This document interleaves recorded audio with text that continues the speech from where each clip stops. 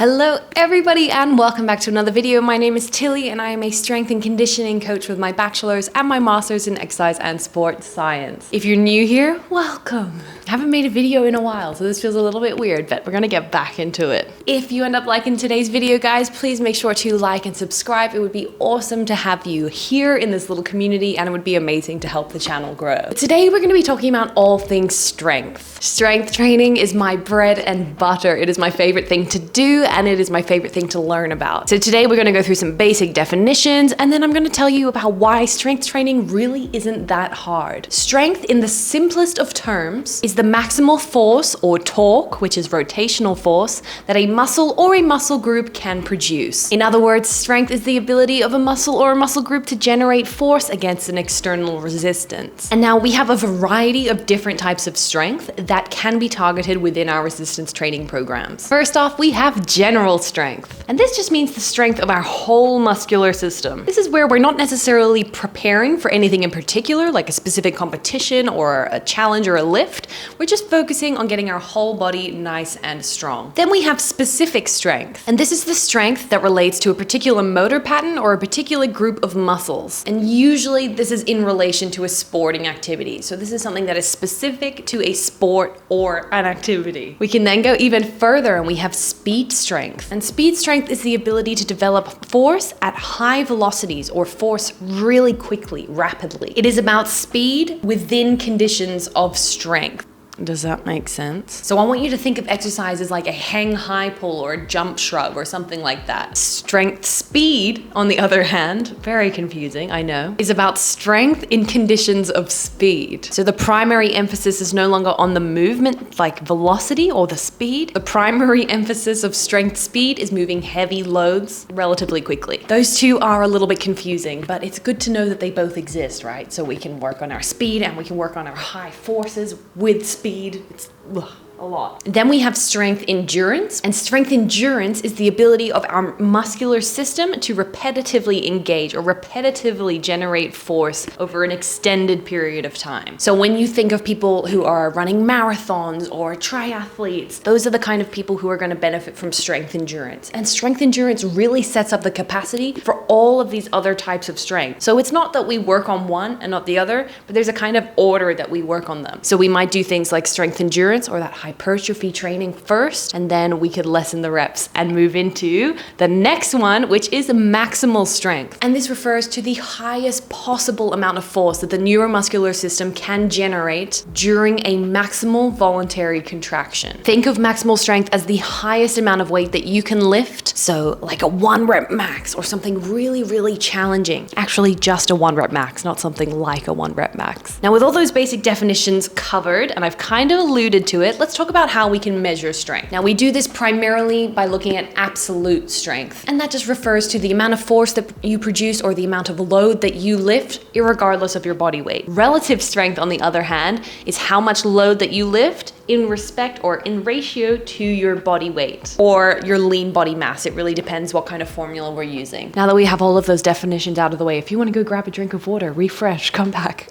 I won't blame you. So we can measure our strength through absolute or relative. There's a bunch of different formulas that you can use to try and adjust it and make it even. For example, the Sinclair formula is really popular and I'll pop it up here. This is what they use in weightlifting, they use it in powerlifting, and it's just a method of standardizing the actual weight that you're moving. The gold standard for strength testing is something like a 1 rep max test because there's no room for debate, there's no formula, there's no room for error. That is just what you lifted on that day. Now with all of that covered, like I said, let's talk about the basics of strength training, and after this you're really going to see that it's not that hard. We don't need to make it confusing and we don't need to make it complex in order to get the best results. There's so many different ways that we can go about improving our strength. We just need to have some form of external resistance. So we can use things like body weight exercises, and that's just because of the way that gravity acts on our body, providing that resistance. We can use elastic or resistance bands. We can use objects like kettlebells, medicine balls, or sandbags. We can use cables and pulleys. We can even use isometric exercises like a plank. An isometric exercise just means that there is no change in muscle length, or it means that the contractile forces are equal or equated to the resistive forces. And my personal favorite for improving strength, like I said, the gold standard standard is free weights. So I want you to think of things like dumbbells, think of barbells. Free weights are the gold standard because they really closely match the human strength curve. Now that we know all of that, and we know that there's a wide range of things that we can do to improve our strength, or a wide different range of implements that we can use, let's talk about the training variables that we can manipulate in order to get the best results. So these are going to be things like volume, exercise intensity, sets, reps, rest, all of that kind of stuff. So let's talk about volume. Volume, as I explained in that hypertrophy video, can be explained or calculated in a lot of different ways. But the most simple one is reps times set times load. And the volume that we aim for is really going to depend at what stage of training you're at. It's going to depend on what sport you're in, at what point in the competitive season you're in, all of those different things. For example, weightlifters can cover 10 to 60 metric tons of volume in a single microcycle, in a single week. A metric ton is like 1,000 kilos. So they could cover 10,000 to 60,000 kilos of weight lifted in a single week. As you get more developed, you're going to need more volume in order to continuously stimulate improvements and adaptations. But again, it's going to depend on the stage of training you're in and when your competitive periods are. As a general rule of thumb, if your volume is really high, your intensity is going to be lower. If your intensity is really high, then your volume is going to be lower because they both can't go up like this. So for example, if I was a powerlifter and I was getting closer to my competition date, my volume, so the actual amount of work that I'm doing, would be a little bit lower, but my intensity, so the percentage of my 1 rep max that I'm working at, would be quite high. We can talk about tapering and everything in another video,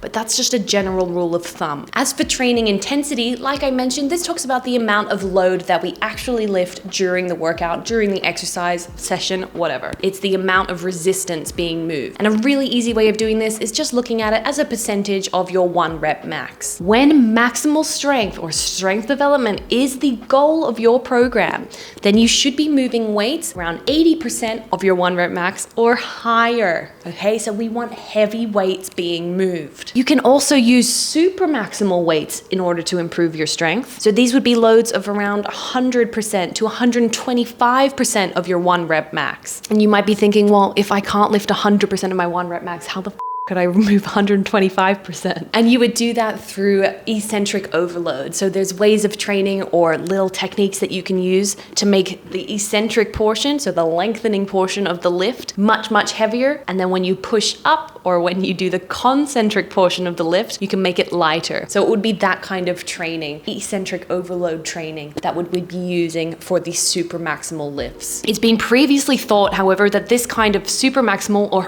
really intense training should absolutely not make up the majority of our sessions. Some researchers and practitioners have actually put a number on this, saying that super maximal training should not make up more than 5% of our yearly training volume. So really, that's not a lot, is it? We have to be careful when we choose to do this. So strength training, 80% or higher, that's it. If you want to know what your 1 rep max is, but you don't feel safe in testing it by yourself, maybe you don't have a spotter, then you can use something called a reconvert factor to help you try and predict what your 1 rep max would be. You can do a quick Google if you want to find out a little bit more about that. But like I said, reconvert factors is just a way of helping you predict or imagine what your 1 rep max might be. I use it with my clients all the time because it's really easy. Even though it might not be the most reliable formula in the world, as long as you're using the same thing each time, it could be okay. What using a reconvert factor allows you to do, it allows you to test your rep max at a different number than a 1 rep max. So for example, if you were to do a 3 rep max instead, then by using a reconvert factor that I just quickly Googled and found online, I would times my score by 1.087. And that would give me a prediction of what my 1 rep max would be. So if my 3 rep max was 90 kilos, then my 1 rep max would be roughly 97.83 kilos. This is just based off a bunch of predictions and loading charts. That's called a reconvert factor. Are you with me? Now, as for the amount of repetitions that you do, this is again really going to depend on the intensity and the volume that you're going for. It's also going to depend on your main physiological adaptation that you want to achieve, or what is your main goal. So for maximal strength, it's pretty well established that about 1 to 6 repetitions, 6 at the really higher end, they seem to work best. I don't really think I need to go into much more detail with that. Just 1 to 6, guys. Maximal strength, you're not going to be doing 6 reps at 100% of your 1 rep max. in one set, right? That just doesn't make any sense. Vary it up. In one block, you could do 6 reps. In another block, you could go 4 to 6. You can change it up. Doesn't have to be hard. Just don't do the same thing all the time. Otherwise, you're not going to adapt. Now let's talk about sets. And we're going to start off with a bit of the science, right? So single set training programs have been shown to dramatically reduce and restrict strength development. So for both athletes and non-athletes, multiple sets are needed in order to get adaptations. Multiple set training protocols are best. A minimum of 3 sets should be completed if strength is your goal. It's been previously suggested that for untrained individuals, aiming for about 3 to 4 sets when you're training for maximal strength would be a really good rule of thumb. Naturally, as you get more trained and more developed, we want to increase this because athletes and well-trained individuals have seen improvements all the way from 4 to 8 sets. I'm sure there's higher as well, but we'd have to be clever about how we do this. So non-athletes or you're relatively new to strength training, aim for 3 to 4 sets. And then if you're an athletic person or you've been training for a long amount of time, you want to aim a little bit higher for 4 to 8 sets. Again, we also have to take into account how long you want to spend in the gym and things like that. Because imagine taking a 2-minute rest in between each set for 8 sets. That's 16 minutes of just rest, and not everybody has the time for that. I'm completely aware of that. As for rest times, guys, like I just touched on there, it's really going to depend on how long you have in the gym. I'm fully aware that not everybody's going to have the time to do 2 minutes of rest, but generally for strength training, that's what I like to do. So you might want to pick a couple of your main lifts and do 2 minutes of rest in between each set for those, and then you can move on to your accessory lifts and you could reduce the rest a little bit, particularly if you're not going as heavy and you don't need as long to recover. So play around with it, see what works best for you. For strength training, I would prefer to have at least 90 seconds of rest in between each of my sets. Let me know down below if you disagree. Now, with all of that talked about, I'm going to tell you guys about arguably one of the most effective ways to build strength. Obviously, as I've been alluding to throughout this, there's a huge variety of ways and a huge variety of combinations of intensity, volume, rep sets, whatever, that you can do in order to improve on your strength. But I'm just going to be showing you something that is being seen to be highly effective, and this is called a flat pyramid. In this loading scheme, what we do is that we start with our warm-up sets, and this is where we're working towards that targeted weight that we want to use in the session. After we complete our warm-up sets, we would then go to do those targeted sets, and after about 3 targeted sets, for example, we would do something called a down set. And a down set is just 1 set at a slightly lower weight, and this might create something called a post-activation potentiation effect. And essentially what this does is that it could possibly increase our speed and increase our power. So when we're thinking about maximal strength, particularly in the context of sports where you have to do other activities, not just lift, then including a down set might be a really good way of hitting that maximal strength work, but then also making sure that we're staying fit, functional, and getting some of that power going. A more detailed example of what this might look like, for example, is 5 warm-up sets. Let's say 3 target sets and 1 down set. For the warm-up sets, we're just building in intensity, and then for the flat portion of the pyramid, that's where we're hitting those target sets. And we would use an intensity of between 80 to 100% of your 1 rep max. We would then come down a little bit for that down set, and then after that, we would move on. What do you guys think of that? Is that something you'd be interested in trying? If no, why? If yes, have you done it before? Tell me about it. How did it go? If you guys do try it out, do let me know. I would love to hear about what you think in the comments down below. Now, I know that was a lot of information, but hopefully, guys, that explains to you some of the really basic things that we need in our strength training, and I don't think that's too complicated. 3 to 4 sets if you're a beginner, 4 to 8 sets if you're an athlete. We're working at ranges of 80 to 100% of your 1 rep max, and we're using reps of 1 to 6. Wow, that video could have been like 20 seconds long. I hope you guys enjoyed it. I hope you learned something new.